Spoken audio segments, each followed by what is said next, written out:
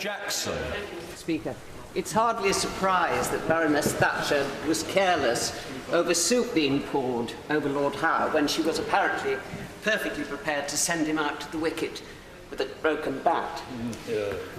Mr. Speaker, when I made my maiden speech, all in this chamber, a little over 2 decades ago, Margaret Thatcher had been elevated to the other place. But Thatcherism was still wreaking, as it had wreaked for the previous decade, the most heinous social, economic and spiritual damage upon this country, upon my constituency and my constituents. Our local hospitals were running on empty. Patients were staying on trolleys in corridors. I tremble to think what the death rate for pensioners would have been this winter if that version of Thatcherism had been fully up and running this year.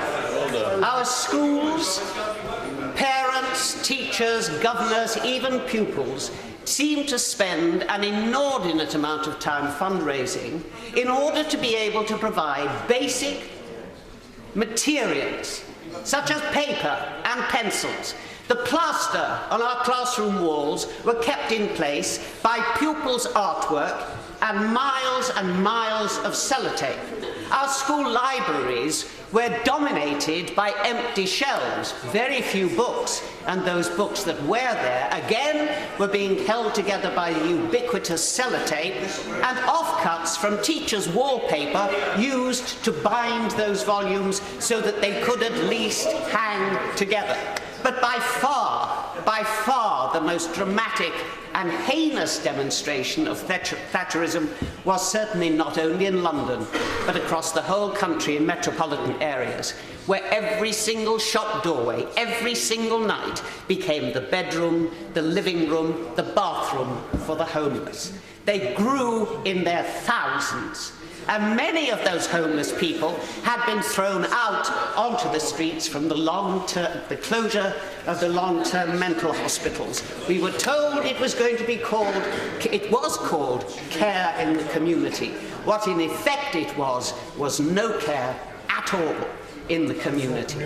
I was interested to hear about Baroness Thatcher's willingness to invite those who had nowhere to go for Christmas. It's a pity she didn't start building more and more social houses after she entered into the right to buy. So perhaps there would have been fewer homeless people than there were. As a friend of mine said, during her era, London became a city Hogarth would have recognised, and indeed he would.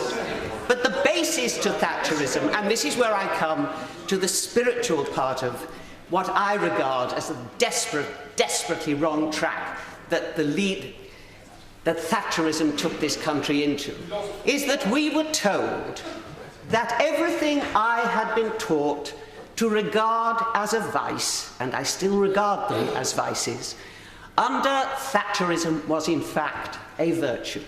Greed, selfishness, no care for the weaker, sharp elbows, sharp knees, they were the way forward. We've heard much over and will continue to hear over the next week of the barriers that were broken down by Thatcherism, the establishment that was destroyed. I can't take it. What we actually saw, the word that has been circling around with stars around it, is that she created an aspirational society. It aspired for things. As indeed one of the former prime ministers, who himself had been elevated to the House of Lords, spoke about selling off the family silver, and people knowing under those years the price of everything and the value of nothing. What concerns me is that I am beginning to see possibly the re-emergence of that total traducing of what I regard as being the basis, spiritual nature of this country, where we do care about society, where we do believe in communities, where we do not leave people to walk by on the other side. That isn't happening now. And if we go back to the heyday of that era, I think we will see replicated yet again the extraordinary human damage that we as a nation have suffered from, the talent that has been totally wasted because of the inability to genuinely see the individual value of every single human being. My honourable friend from Hackney referred to the fact that although she had differed with Lady Thatcher in her policies, she felt duty-bound to come to pay tribute to the first woman Prime Minister this country had produced. I am a generation who was raised by women. The men had all gone to war to defend our freedoms. They didn't just run a government, they ran a country.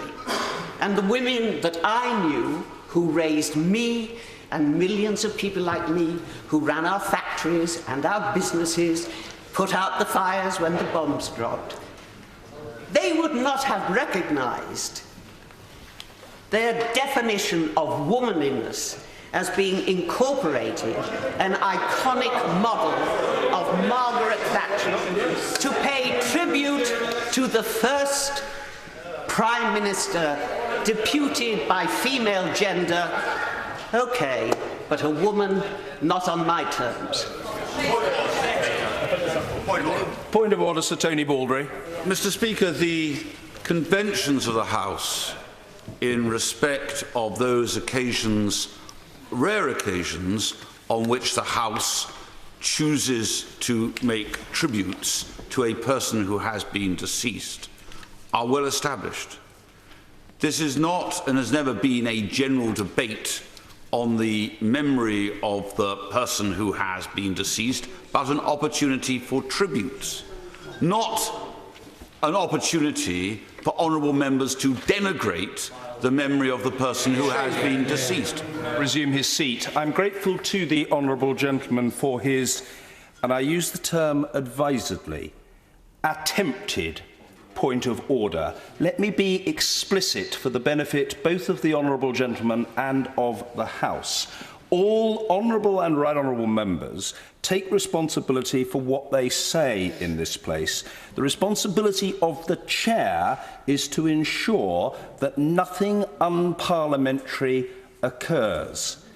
Let me assure the honourable gentleman, for the avoidance of doubt, nothing unparliamentary has occurred. We are debating a motion that says that this House has considered the matter of tributes to the Baroness Thatcher. That is what we are doing, and nothing has got...